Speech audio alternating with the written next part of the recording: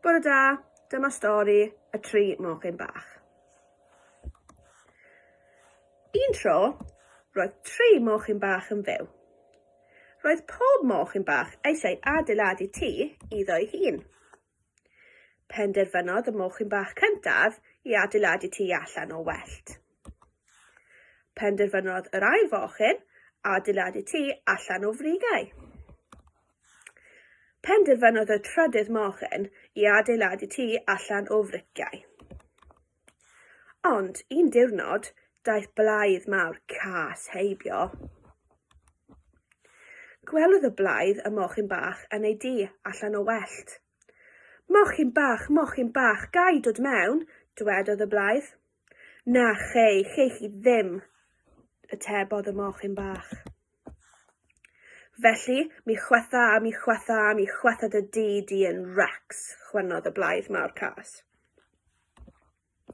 A dyna wnaeth, chwethodd y tŷ gwell lawr yn fflat. Redodd y mochyn bach cyntaf, nerth ei draed i ymuno a'i ffrawd yn y tŷ sydd wedi wneud allan o frigau. Ond, dilynodd y blaidd mawr cas y mochyn bach i'r tŷ. Mochyn bach, gai dod mewn, gofynnodd y blaidd mawr cas. Na, cheich chi ddim, atebodd yr ail fochyn. Felly, mi chwetha dy di yn racs, chwynnodd y blaidd mawr cas.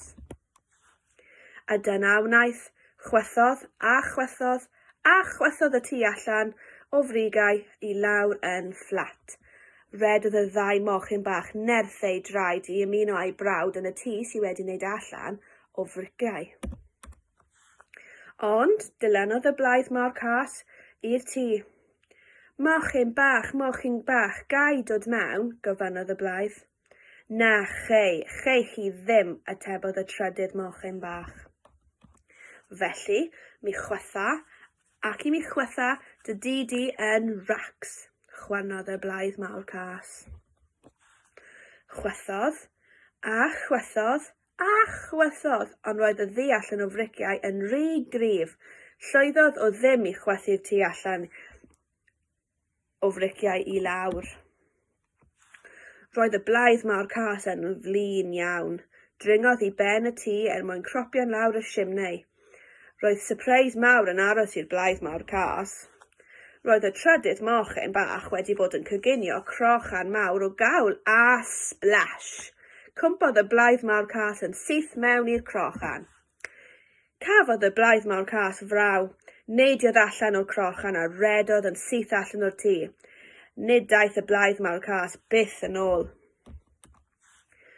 Mae'r tri mochyn bach yn byw yn diogel gyda'i gilydd yn y tŷ briciau am byth.